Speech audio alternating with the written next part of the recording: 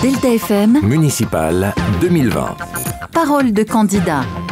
Parole de candidat, nouvelle édition. On part aujourd'hui du côté de Grande-Synthe à la rencontre de Martial Beillard. Martial, bonjour. Bonjour. Avec moi pour cette émission, Lucas Gelé du Phare Dunkerquois. Comme d'habitude, bonjour Lucas. Bonjour Bastien, bonjour Monsieur Beillard. Parole de candidat à Grande-Synthe, c'est parti.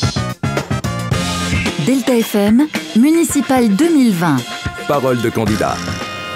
Alors c'est la coutume, Martial Beillard. Dans un premier temps, on va vous demander de vous présenter votre parcours professionnel, mais également votre engagement politique depuis de nombreuses années. D'accord, déjà merci de me recevoir ici sur le plateau de Delta FM. C'est beaucoup de plaisir pour moi d'être avec vous aujourd'hui. Donc Martial Beillard, 49 ans, marié, père de 2 enfants, diplômé en commerce international, mais j'ai toujours travaillé depuis 25 ans dans les ventes aux enchères publiques pour le commissaire-priseur à Dunkerque. J'ai toujours été militant associatif et politique, depuis Carté au Parti Socialiste depuis à peu près 25 ans, et donc adjoint au maire sur les 2 derniers mandats à Grande-Synthe, dont le dernier en tant que premier adjoint aux finances et au sport. Et maire de Grande-Synthe depuis le 3 juillet. Tout à fait, maire de Grande-Synthe depuis le 3 juillet, exactement. Est-ce que vous pouvez nous expliquer les raisons de votre candidature du coup ? Disons que c'est dans la continuité de mon engagement politique, et c'est aussi, vous savez, la vie, j'aime bien le dire, est faite de rencontres, d'opportunités. Et moi, j'ai eu la chance dans ma vie de faire de belles rencontres et d'avoir toujours des gens qui m'ont soutenu dans le monde politique et qui m'ont permis de grandir, de progresser. Et j'ai cet engagement pour ma ville. Je dis toujours, il faut 2 moteurs pour faire de la politique. Il faut aimer sa ville et aimer ses habitants. Alors, entre être adjoint et prendre le fauteuil, il y a quand même une différence. Est-ce qu'il y a eu des questions qui se sont posées ? Est-ce que vous vous êtes posé la question tout simplement, ou est-ce que c'était naturel ? Non, forcément, il y a des questions. Vous savez, moi, j'ai été adjoint aux finances en 2008 et j'ai en 2014 pris en plus la délégation des sports, et j'étais très investi déjà sur la ville de Grande-Synthe. Moi, je suis avant tout un élu et un homme de terrain. Le 3 juillet, le jour de mon élection, je pense que j'ai pris le sens des responsabilités de la fonction de maire. C'est la grande différence entre être adjoint et être maire de la ville. C'est vrai qu'on a un sens des responsabilités directes, en fait, compte. Alors vous étiez dans la majorité durant le dernier mandat de Damien Carême. Vous avez été ensuite maire, comme le disait Lucas. Quel bilan vous tirez du mandat écoulé dans sa globalité, et puis plus particulièrement de ces quelques mois à la tête de la commune ?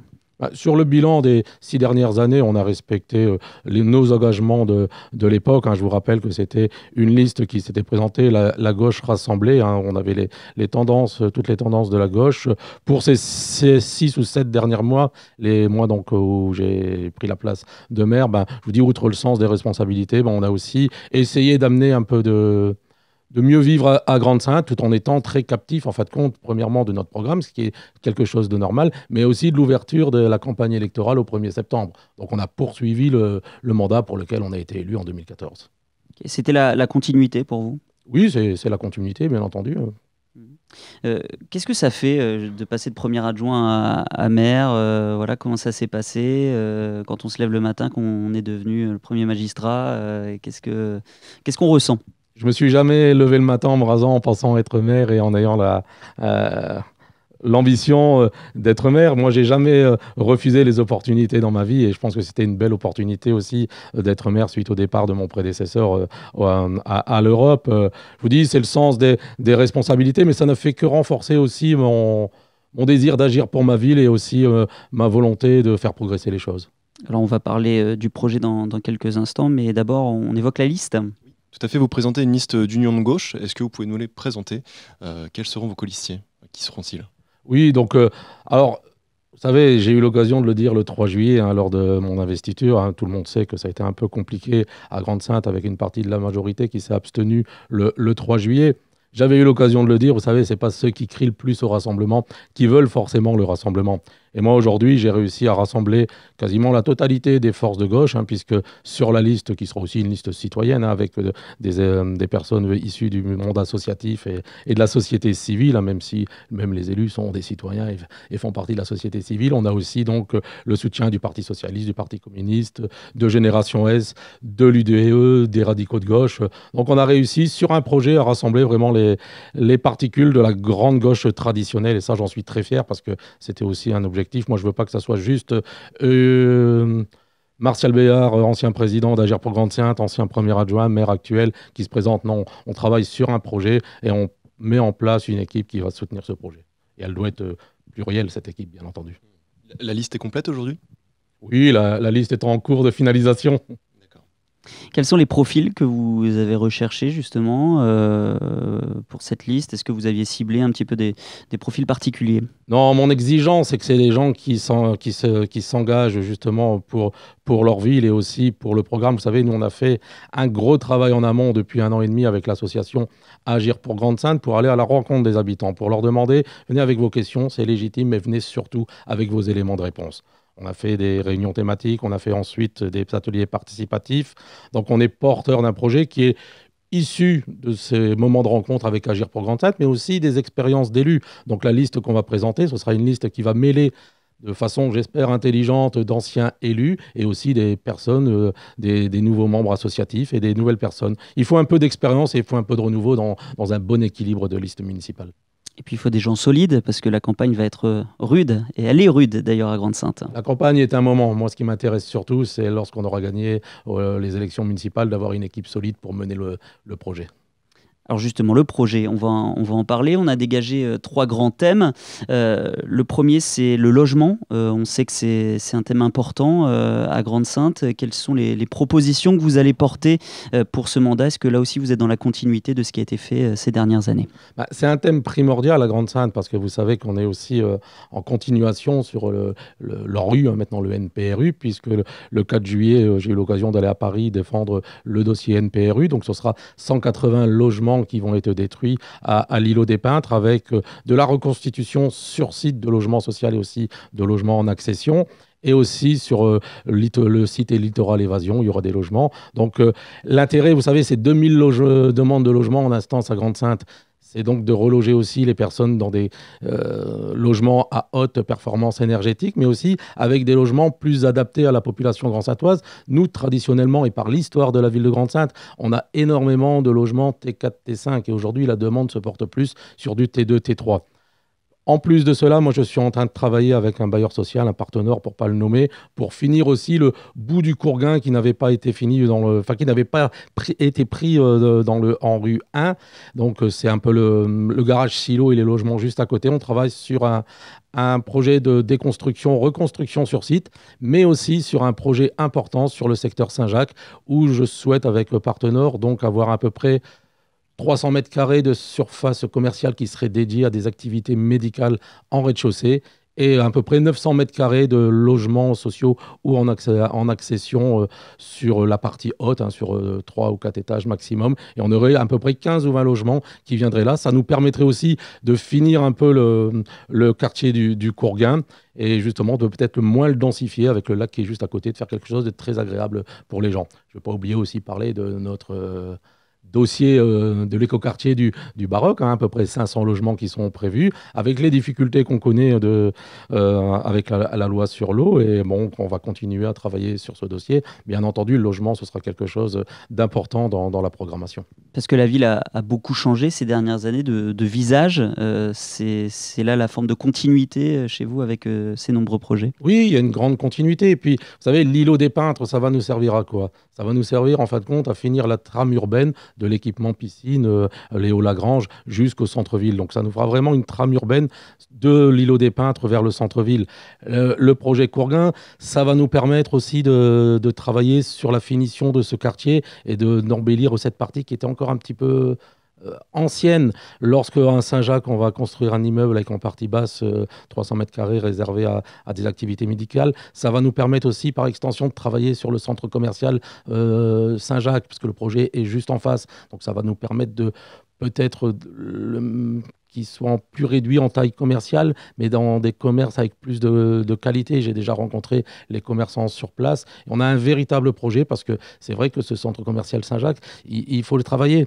On va travailler aussi sur une trame urbaine entre Saint-Jacques et l'avenue de l'Ancien Village. Aujourd'hui, à la Maison de la Citoyenneté, c'est vrai qu'il y a un parking derrière. Moi, je pense qu'il serait bien qu'on puisse faire une trame urbaine avec un passage piétonnier pour les vélos avec du parking pour rejoindre le centre-ville et aussi cette grande avenue commerciale qui est l'avenue de l'Ancien Village.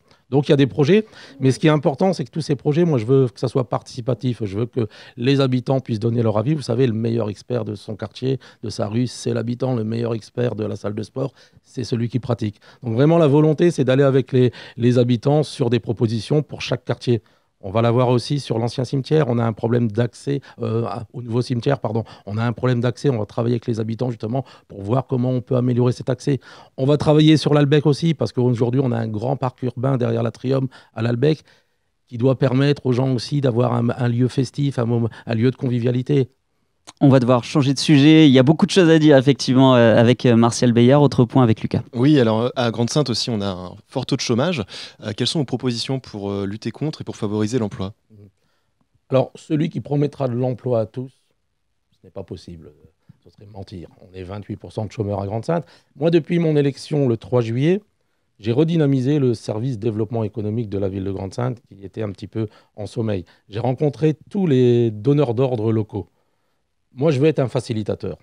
Ce qui veut dire que je suis prêt à recevoir tout entrepreneur, tout organisme qui va aller dans le sens de l'emploi pour la ville de Grande-Synthe et d'être le facilitateur. Et je leur dis toujours, lorsqu'on se rencontre, ce n'est pas forcément parce qu'on est autour d'une table qu'on est d'accord.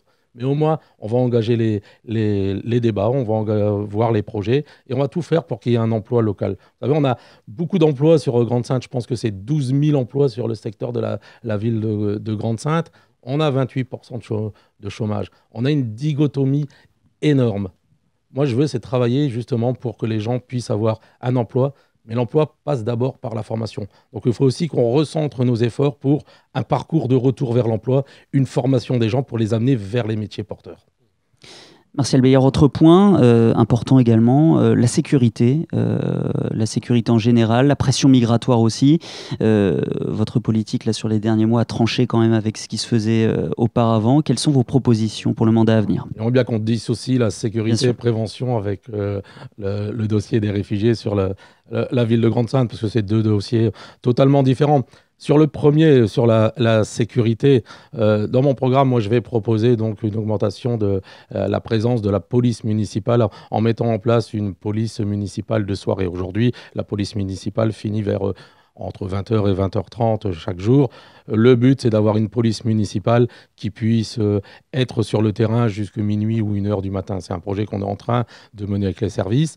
À ce projet-là va s'amener aussi un projet de mise en place progressive de la vidéoprotection. Je rappelle qu'il n'est pas un tabou à Grande-Synthe puisqu'on l'a déjà à l'intérieur de nos bâtiments communaux. Mais je pense que c'est un point maintenant important. M'auriez posé la question 20 ans en arrière, j'aurais été complètement contre la vidéoprotection dans la cité, dans les villes. En vieillissant, on évolue, et puisque je pense que les technologies, l'encadrement légal aussi a évolué, je pense que maintenant c'est quelque chose de nécessaire pour lutter tout simplement contre les incivilités, les dépôts sauvages d'ordures, la vitesse excessive, le stationnement anarchique qu'on connaît sur une ville comme Grande-Synthe et qui embête tout le monde. Donc voilà, il y aura un grand axe de travail sur la politique de prévention aussi, parce que vous savez, moi je ne suis pas adepte, et j'étais au CLSPD à un moment pour la communauté urbaine, je ne suis pas adepte de la sanction à tout prix. On fait de la sanction quand on a raté la prévention, quand on a raté l'urbanisme, et là on arrive vers la sanction qui peut être juste, attention, mais je pense que c'est vraiment le dernier recours. Concernant le dossier des réfugiés, que je dissocie complètement du dossier de la délinquance ou de la sécurité, c'est un dossier, vous savez, quand on est élu maire de Grande-Synthe le 3 juillet, moi je m'étais refusé d'aller sur place à l'espace jeune du Moulin avant, parce que je pense que ce n'était pas un objet de communication et il ne fallait pas faire preuve de voyeurisme sur la dignité des gens. J'y suis seulement allé le 30 juin avec un ami. On a fait le tour de la structure. Je rappelle, c'était 200-250 personnes à l'intérieur du gymnase. Attention, il nous reste moins d'une minute. Et c'était 800 ou 1000 personnes sur les abords. On était dans des conditions de vie totalement indignes, il fallait réagir. Moi, c'est la première chose que j'ai faite, c'est de rencontrer les services du sous-préfet le 3 février. La deuxième chose que j'ai faite, c'est de rencontrer les riverains dans la semaine d'après. Et je pense que c'est un dossier qu'il faut prendre en responsabilité. Il faut mettre l'État devant ses responsabilités. Et il faut aussi que nous, on puisse accueillir les personnes en détresse sur le territoire, mais pas dans ce qu'on a fait. On voit que ça ne marche pas, que ça ne fonctionne pas. Donc, il faut le faire autrement. Merci beaucoup, Martial Beillard, d'avoir été avec nous, candidat donc à la mairie de Grande-Synthe. Merci d'avoir accepté notre invitation. C'est avec beaucoup de plaisir et rendez-vous à mes concitoyens le 15 mars. Et on vous rappelle les dates de ces élections municipales, 15 et 22 mars prochains. Merci beaucoup à Lucas Gelé du Phare Dunkerquois. Merci Bastien, merci Monsieur Beillard. Émission à retrouver sur deltafm.fr et sur lefardunkerquois.fr. Parole de candidat à retrouver aussi en replay et en vidéo sur deltafm.fr et Facebook.